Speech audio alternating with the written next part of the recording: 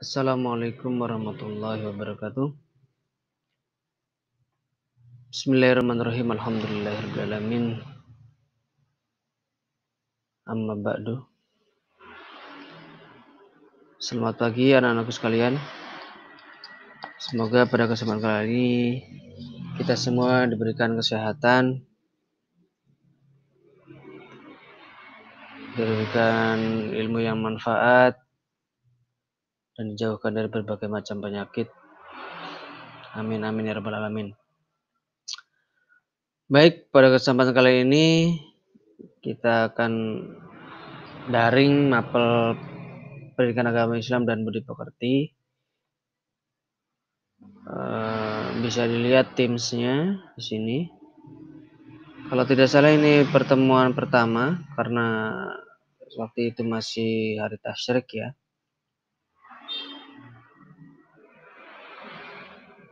Nanti boleh ketika jam 8 absen ketika hadir di sini ya.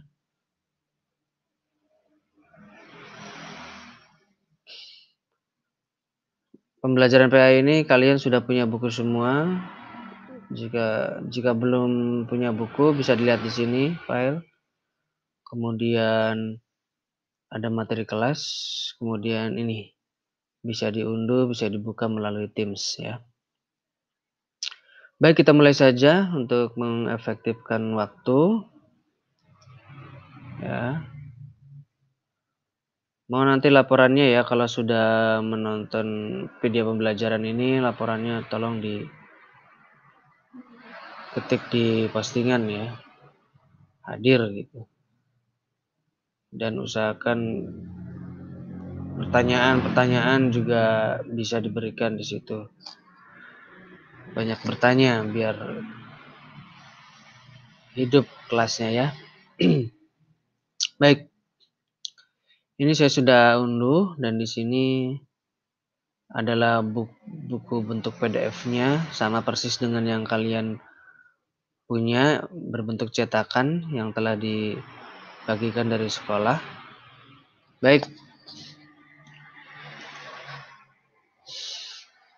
Pendidikan agama Islam dan budi pekerti. Kalian pasti tidak asing dengan mapel ini ya.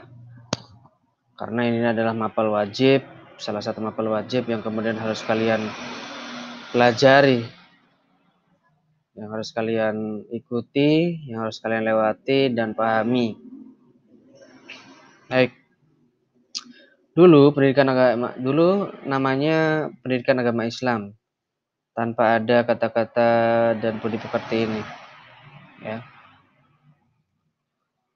Kenapa sekarang ditambahi budi pekerti? Karena untuk akhlakul karimahnya tetap dijaga budi pekertinya.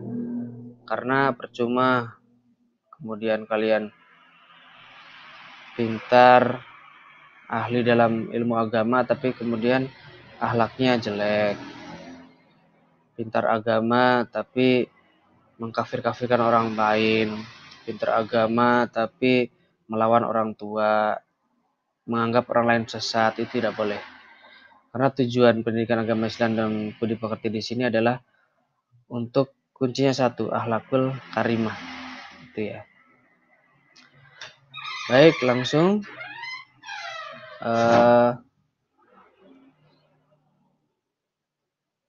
kita mulai dari kata pengertian ya. Sebenarnya PA ini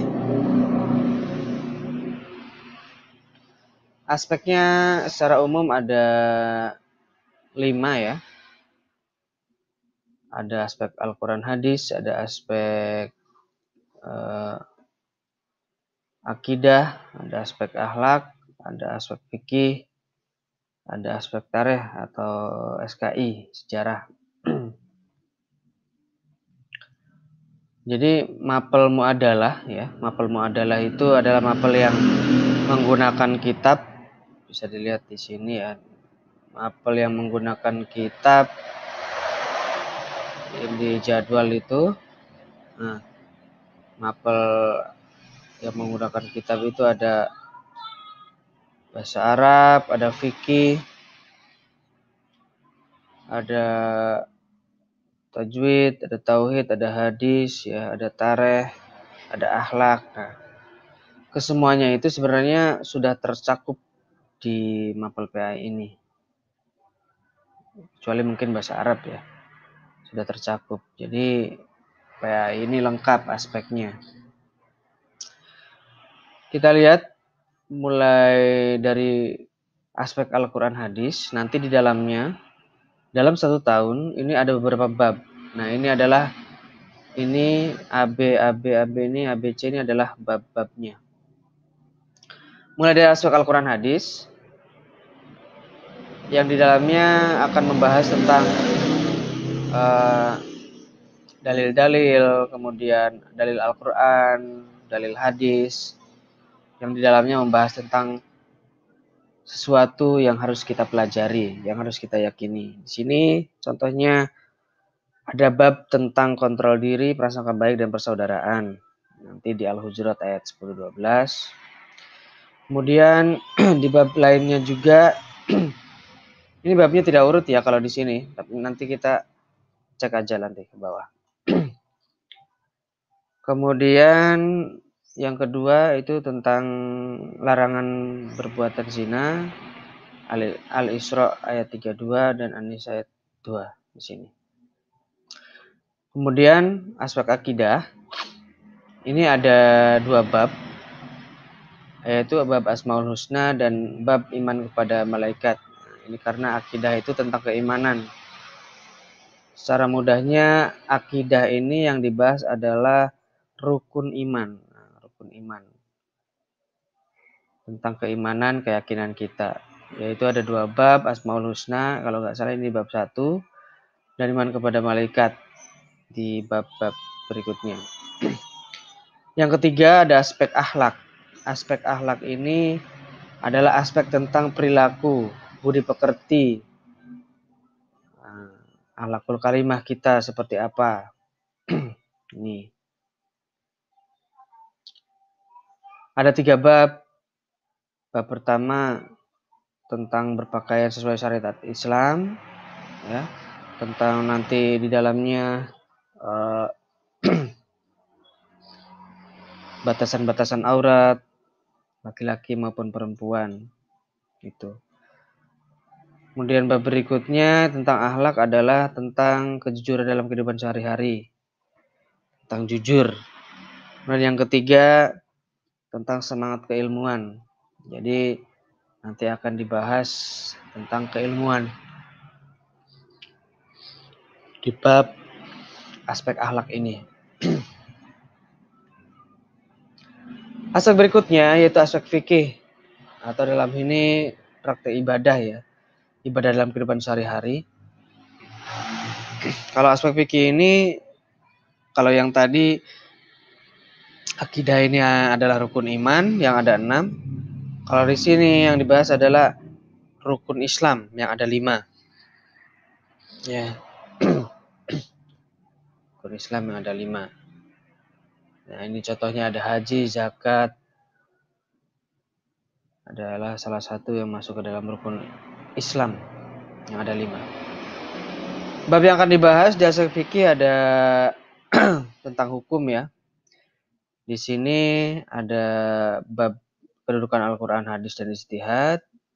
Dan bab yang lainnya di aspek fikih adalah hikmah ibadah haji, zakat, dan wakaf.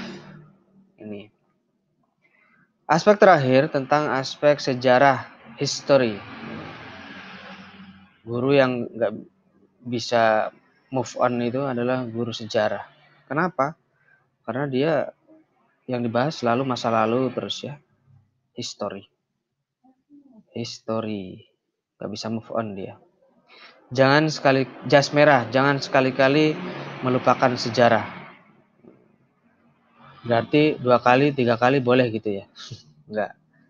Jadi kita harus belajar dari sejarah dan kita jangan sampai mengulangi sejarah-sejarah yang kemudian sejarah itu adalah jelek atau bagaimana, maka kita bisa menghindarinya. Aspek sejarah ini ada 2, yaitu dakwah di Makkah dan dakwah di Madinah. Nanti kita bisa bahas di halaman-halaman berikutnya. Oke. Lanjut.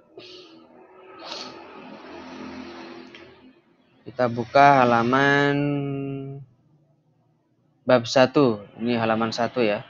Kita buka, kalian buka. Bab 1 ini adalah aspek akidah akhlak tadi ya, aspek akidah.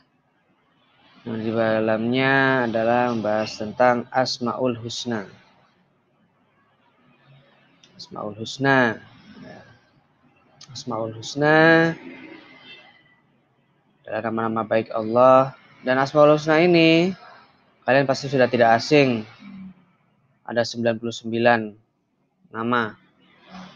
Tapi kalau kita bahas 99 nama, insya Allah 1 tahun nggak selesai ya. Jadi yang akan kita bahas, kita garis besarkan saja menjadi 7 saja. Yaitu Al-Karim, Al-Mu'min, Al-Wakil, Al-Matin, Al-Jami, Al-Adl, dan Al-Akhir. Ya. Di bagian ini sebenarnya sudah cukup jelas digamblangkan bahwa kedepannya di bab ini kita akan membahas tentang sifat-sifat Allah ini yang ada 7.